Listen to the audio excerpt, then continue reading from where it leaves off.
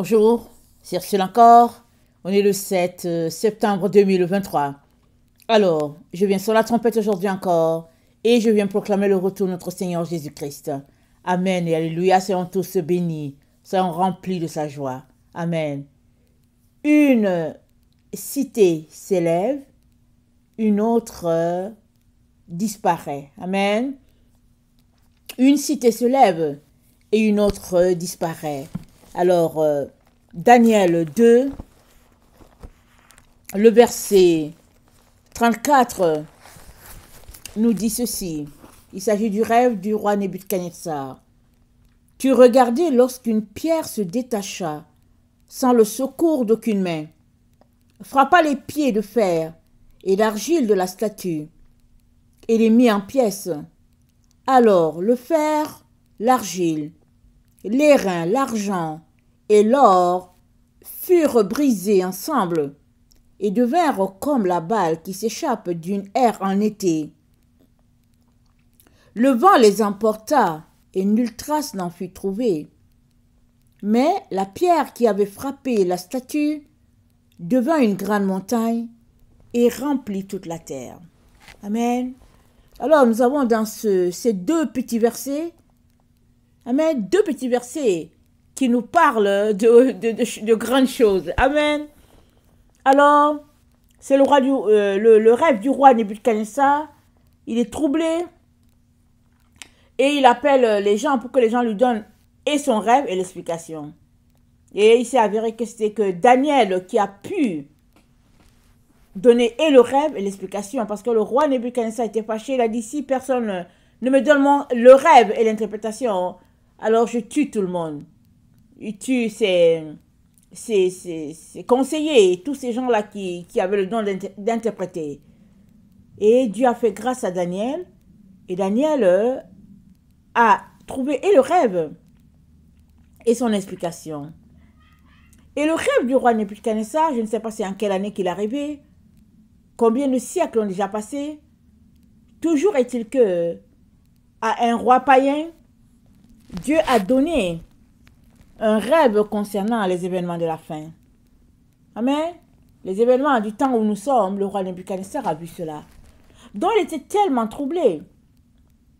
Et dans le trouble, il a vu qu'une petite pierre avait frappé la grande statue.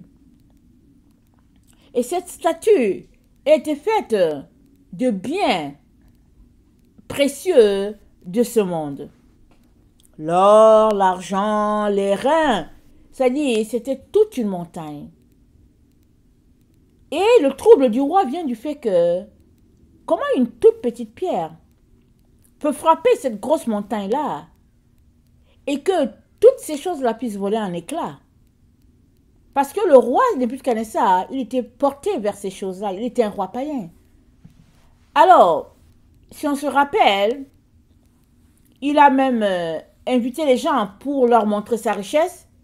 Et c'est comme ça que une parole est sortie du trône de Dieu pour dire que tu es un homme et ton orgueil est tel que tu vas aller habiter avec les bêtes.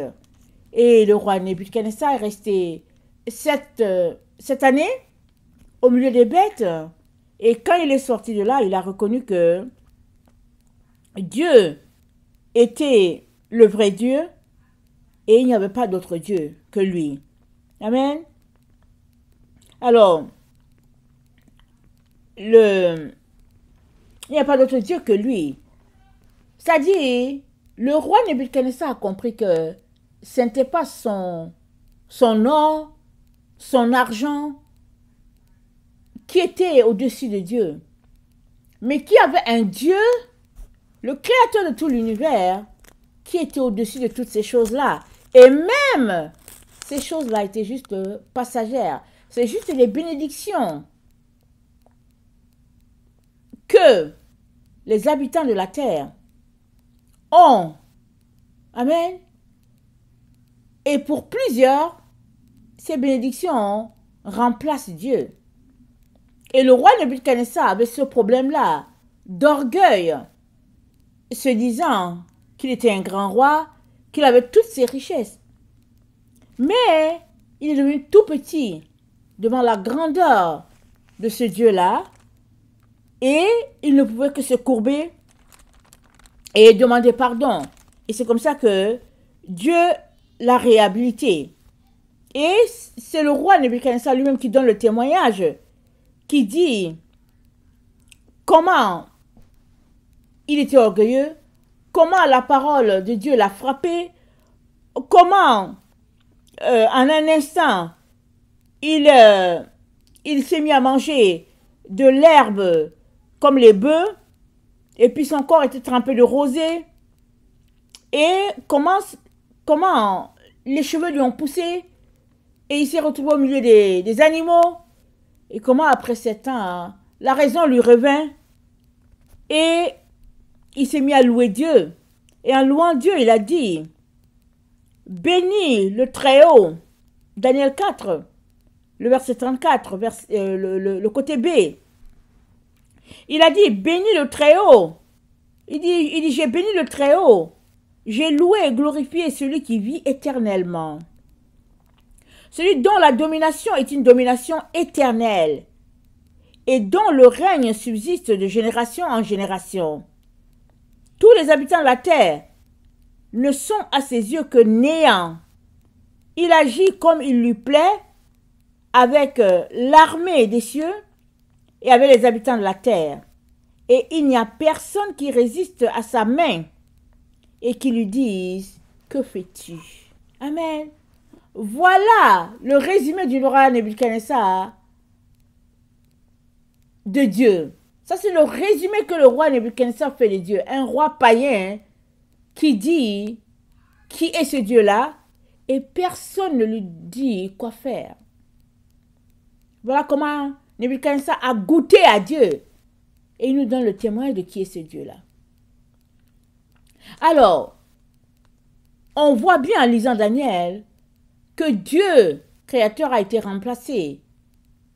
Là, à Babylone, là où il y avait le roi Nebuchadnezzar, c'était l'or, c'était l'argent, c'était les biens précieux de ce monde qui avaient toute la place. Et Dieu n'avait pas de place. Amen. N'oublions pas, c'est une nation païenne. Dieu n'avait pas de place. Dieu a choisi de se révéler à un roi païen. Alors on peut s'arrêter pour dire, mais pourquoi? Mais quand on regarde l'histoire d'Israël, ils ont été déportés à Babylone. Et Dieu est tellement bon pour Israël que Dieu allait convertir le roi de Babylone afin que le roi de Babylone bénisse bien ses enfants, qu'il s'occupe bien de ses enfants. Et le roi Nebuchadnezzar avait un problème d'orgueil assez poussé et Dieu l'a vraiment mis à l'école, Dieu l'a brisé.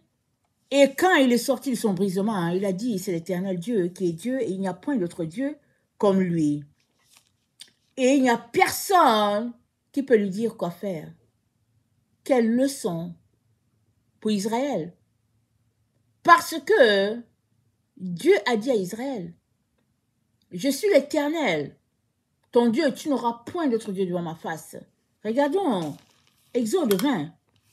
Il dit, je suis l'Éternel ton Dieu qui t'ai fait sortir du pays d'Égypte, de la maison de servitude.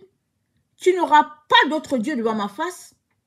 Tu ne te feras point d'image taillée, ni de représentation quelconque, des choses qui sont en haut dans les cieux, qui sont en bas sur la terre, et qui sont dans les eaux plus bas que la terre.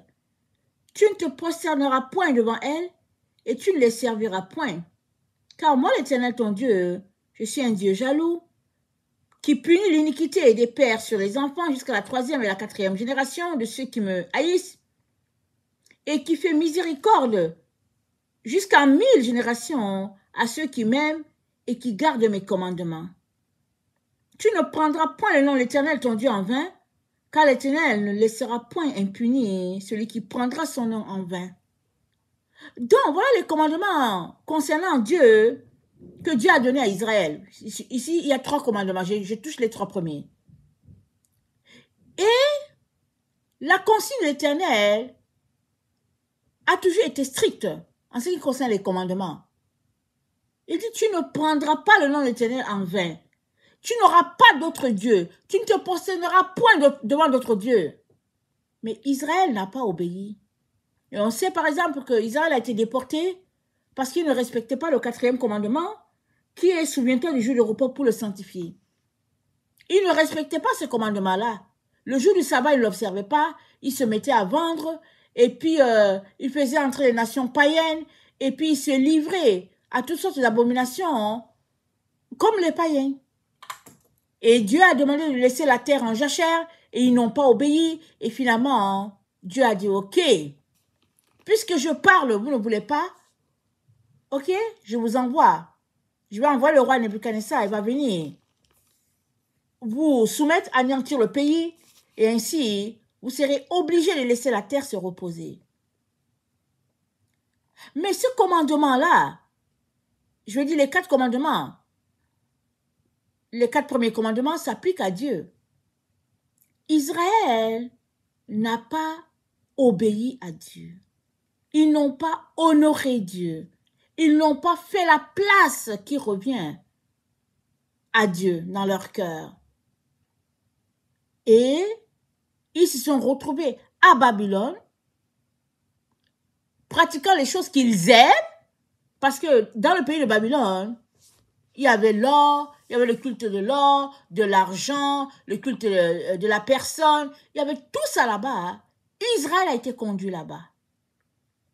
Si bien que ils avaient le péché à profusion.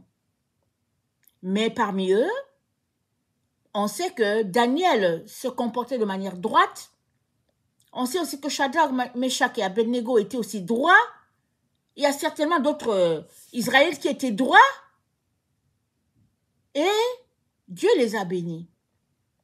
Et tous les autres qui ne faisaient pas ce que Dieu disait, c'est sûr et certain qu'ils ont reçu leur part de punition devant Dieu. Et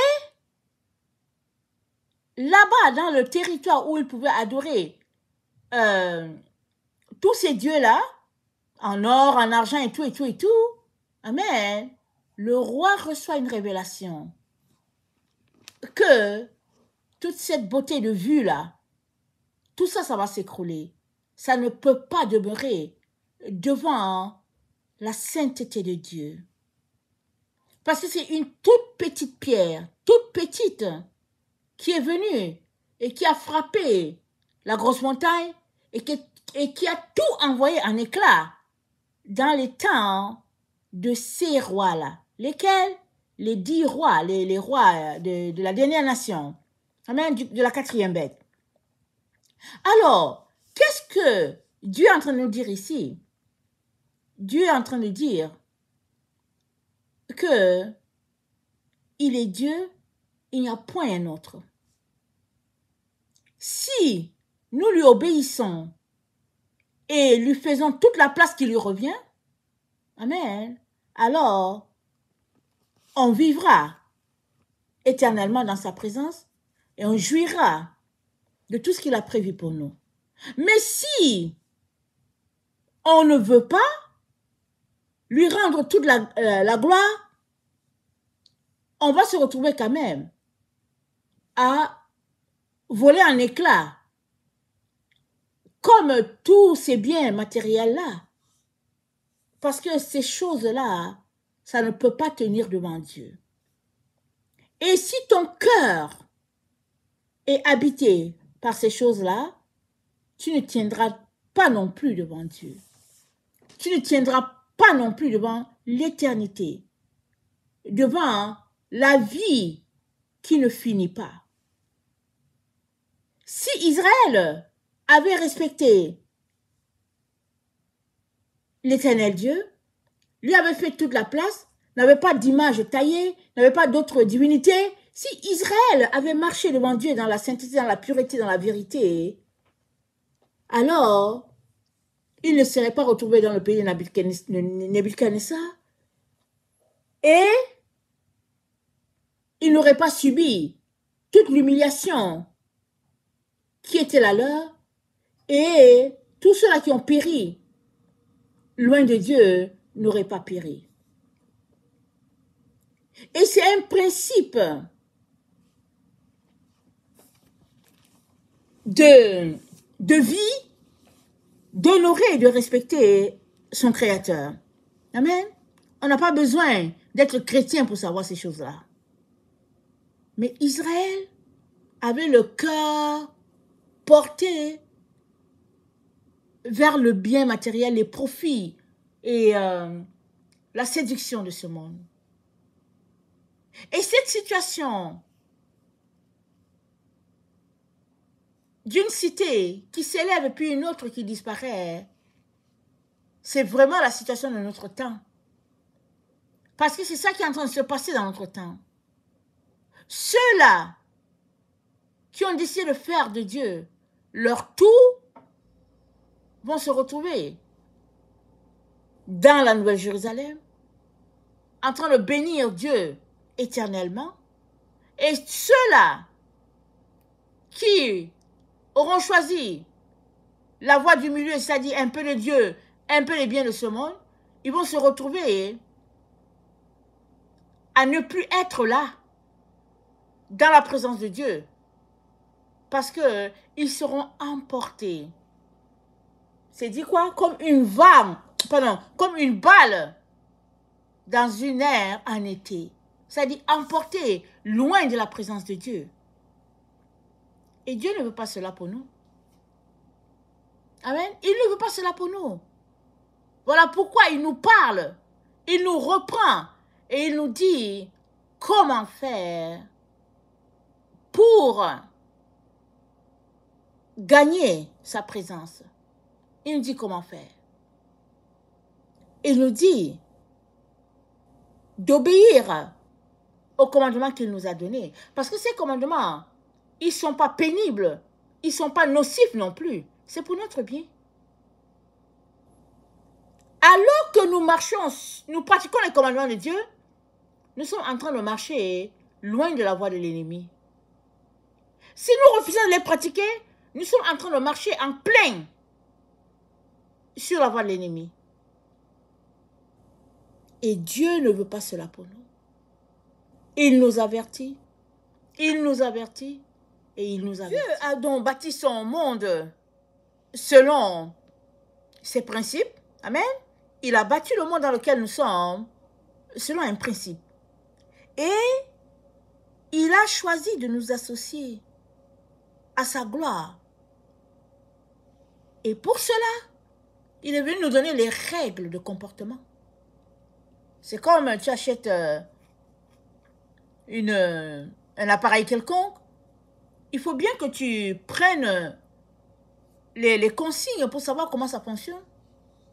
Tu ouvres ce qui accompagne l'appareil et tu commences à lire pour savoir comment mettre ça en marche. Qu'est-ce qu'il faudrait mettre, qu'est-ce qu'il ne faudrait pas. Et après cela, tu peux essayer ton appareil. Donc, nous ne sommes pas des appareils, mais c'est à peu près le même principe. Dieu a créé les cieux de la terre. Tout l'univers, c'est lui. Et il nous a associés. Et maintenant, il nous dit, voilà comment vous devez faire pour que tout soit en harmonie avec le reste de la création et avec votre Dieu. Et il a dit, dans Deutéronome 4, le verset 39, il a dit, sache donc en ce jour et retiens dans ton cœur que l'Éternel est Dieu en haut dans le ciel et en bas sur la terre et qu'il n'y a point d'autre. Amen. Dieu nous dit qu'il n'y a point d'autre Dieu. C'est ça qui est là qu'on lit. Deutéronome 4, le verset 39. Et il dit, observe ces lois et ces commandements que je te prescris aujourd'hui, afin que tu sois heureux, toi et tes enfants après toi, et que tu prolonges désormais tes jours dans le pays que le Seigneur ton Dieu te donne. C'est ça qu'il nous dit. Et dans Deutéronome, toujours 4, au verset 10, le B, Dieu dit, il dit, je veux leur faire entendre mes paroles afin qu'ils apprennent à me craindre dans tout le temps qu'ils vivront sur la terre et qu'ils les enseignent à leurs enfants. Pourquoi? Parce que si tu crains Dieu, tu ne peux pas devenir son ennemi.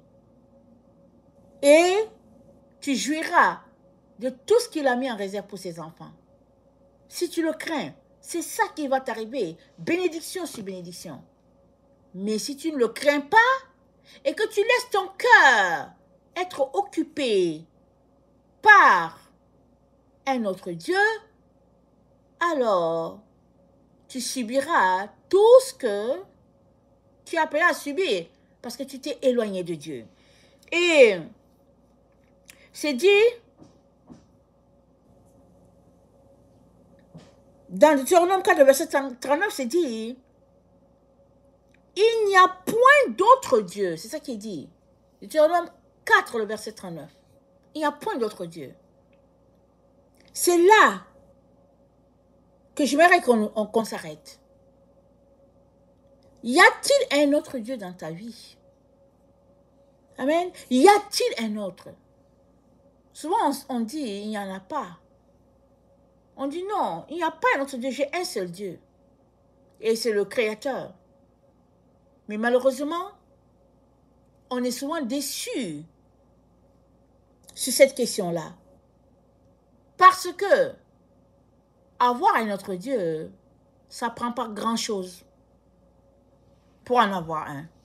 Ça ne prend pas grand-chose. Il suffit juste que tu occupes la place qui est à Dieu à autre chose, c'est fini. Cette autre chose-là devient ton Dieu. Et ça devient de l'idolâtrie. Et si tu pratiques de l'idolâtrie, tu seras coupé de la présence de Dieu. Ce n'est pas Dieu qui va te couper, mais l'idolâtrie va te couper. Les esprits séducteurs, les esprits méchants, ils vont te couper. Et Dieu est tellement amour, il est tellement bonté, qu'il te dit, n'est pas un autre Dieu. Et tout ira bien pour toi. Mais les individus mal intentionnés vont dire, ah non, mais il veut juste qu'on l'adore lui. Mais non. Dieu, pour te protéger, te dit, n'est pas un autre Dieu. Et tout ira bien pour toi. Alors, il nous revient de chercher en nous si quelqu'un a usurpé la place de Dieu. Il nous revient de chercher ça. Est-ce une personne? Est-ce une chose? Regardons le petit grain de sable. Amen. Comme ce grain de sable dans une huître. Alors, le grain de sable dans l'huître crée un inconfort au mollusque. Et qu'est-ce que le mollusque fait? Il libère cette substance-là un peu pour se protéger de cet inconfort quand le sable est là. Et le sable, il est entre le mollusque et puis la coquille. Et à chaque fois que le sable revient, le mollusque libère cette substance-là afin d'éviter son inconfort. Et à la longue, ce liquide qui se verse sur le sable, amen, ça se dépose sur le sable et finalement, le sable finit par faire partie avec l'huître. Et le mollusque ne sent plus cet inconfort-là. Parce que finalement, la substance qu'il libère sur le sable fait que finalement, le sable s'identifie à l'huître. Et il n'y a plus cet inconfort et l'huître finit par vivre à l'aise avec le grain de sable qui est en lui, qui est devenu comme lui, c'est-à-dire de la même nature. Donc c'est ça qui arrive pour tout petit grain de sable qu'on laisse en nous. Le grain de sable, ça peut être l'argent, ça peut être les vêtements, ça peut être les cellulaires, ça peut être l'amour de quelque chose, peu importe ce que c'est. Ce petit grain de sable peut tellement prendre de la valeur en nous et rejeter Dieu. Si bien que le grain de sable devient roi sur notre cœur et Dieu n'a plus de place. Et on vient de remplacer Dieu sans le savoir, sans réaliser la gravité de ce qu'on a fait, mais on vient de le faire. Et tant et aussi longtemps que ce petit grain de sable reste là, Dieu n'a pas sa place. La seule manière pour que Dieu ait sa place, c'est que on éjecte le grain de sable, qu'on le jette loin de nous et qu'on décide de vivre d'une manière qui soit agréable à notre Dieu, sans le grain de sable. C'est la seule manière. Alors cet exemple de grain de sable témoigne très bien de ce qui arrive à plusieurs personnes qui ont donné leur vie à Dieu, qui disent que Dieu est premier dans leur vie, qu'il n'y a personne d'autre, mais qui n'ont jamais fait le test avec leur cœur pour savoir si vraiment Dieu est Dieu à 100%, et le temps qu'ils le réalisent, le petit grain de sable qui s'était glissé entre Dieu et puis eux est devenu tout simplement un géant qui a pris toute la place de Dieu. Et on est dans ce temps-là où petite chose, ça prend quelque chose, ça devient grand, ça prend de l'ampleur. Un petit truc, ça grossit, ça grossit, ça grossit. Et puis ça devient énorme. Et nous devons tout faire pour ne laisser aucun grain de sable entre Dieu et nous. Tout faire. Et notre frère Paul nous dit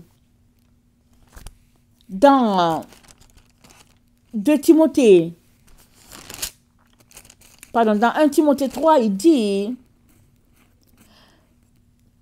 le verset 2, « Car les hommes seront égoïstes, amis de l'argent, fanfarons, hautains, blasphémateurs, rebelles à leurs parents, ingrats, irréligieux, insensibles, déloyaux, calomniateurs, intempérants, cruels, ennemis des gens de bien, traîtres, emportés, enflés d'orgueil, aimant le plaisir plus que Dieu, ayant l'apparence de la piété, mais reniant ce qui en fait la force, éloigne-toi de ces hommes-là. »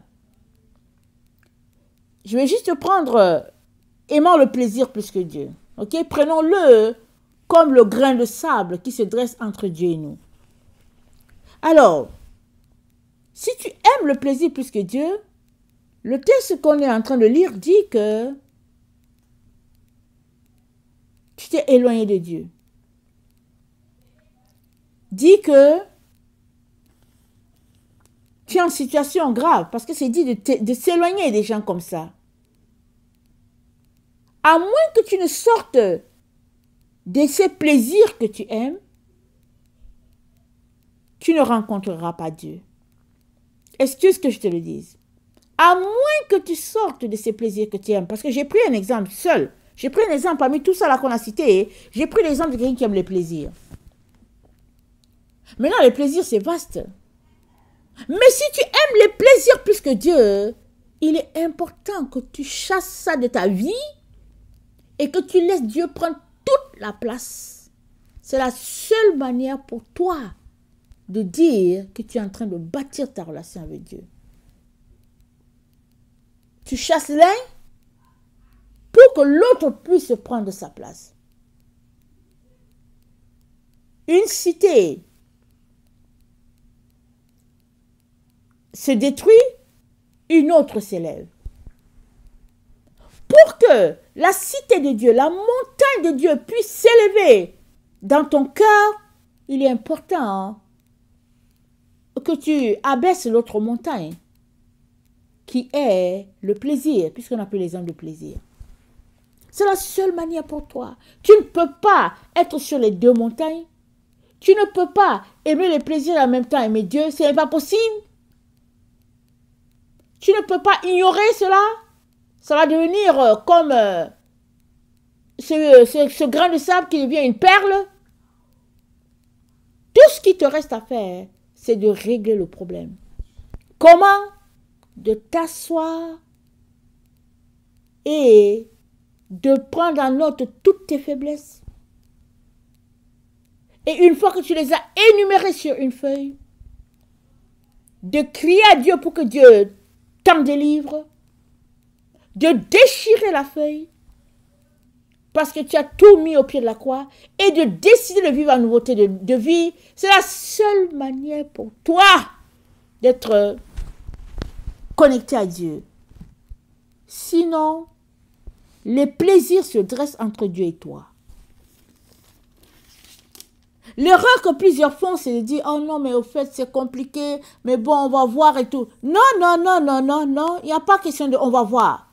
Tu dois régler ce grain de sable qui se dresse entre Dieu et toi. Tu dois le régler.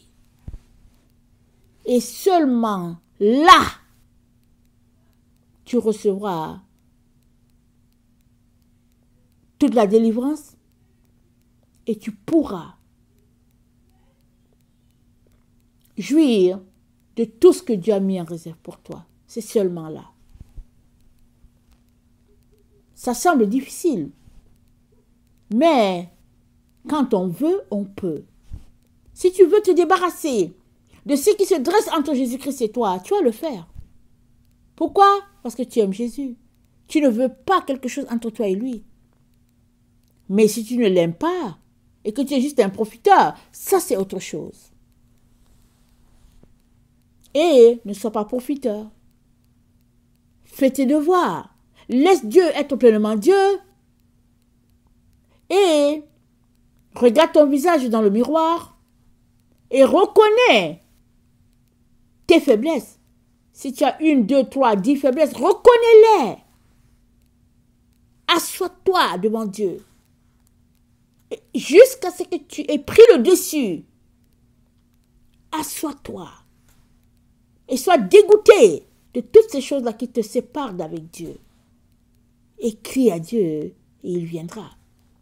Quand tu auras décidé de laver tout ce qui te bloque d'avec Dieu, quand tu auras dit assez, c'est assez, alors tu te lèveras, tu changeras ce qui a changé et ta relation avec le Seigneur va connaître un boom, un pic.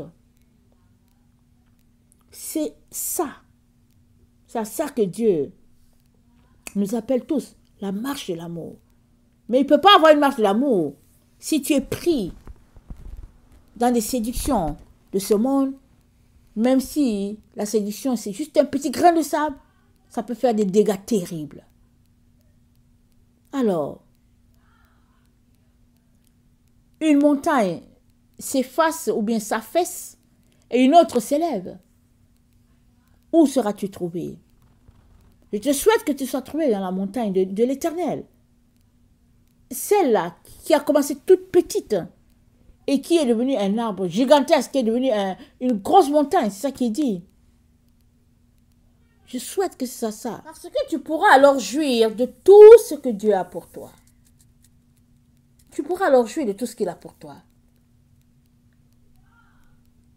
Dans Tite 2, on va finir avec ça. Le verset 11 est dit, « Car la grâce de Dieu, source de salut pour tous les hommes, a été manifestée. Elle nous enseigne à renoncer à l'impiété et aux convoitises mondaines et à vivre dans le siècle présent selon la sagesse, la justice et la piété, en attendant la bienheureuse espérance et la manifestation de la gloire du grand Dieu et de notre Sauveur Jésus-Christ, qui s'est donné lui-même pour nous, afin de nous racheter de toute iniquité et de se faire un peuple qui lui appartienne, purifié par lui et zélé pour les bonnes œuvres. Jésus-Christ a acquis tout cela. Il nous a acquis au prix de son sang. C'est ça qu'il a fait. On ne peut pas se permettre d'aller vers les choses qui opposent Dieu. On ne peut pas. On est appelé à devenir participant de Dieu et rassemblé avec lui. Et la seule manière pour nous, c'est de nous débarrasser des petits grains de sable qu'il y a par-ci, par-là, dans nos différentes vies. Que le Seigneur bénisse sa parole. Maranatha, Jésus revient. Amen et alléluia, soyons tous bénis. Amen.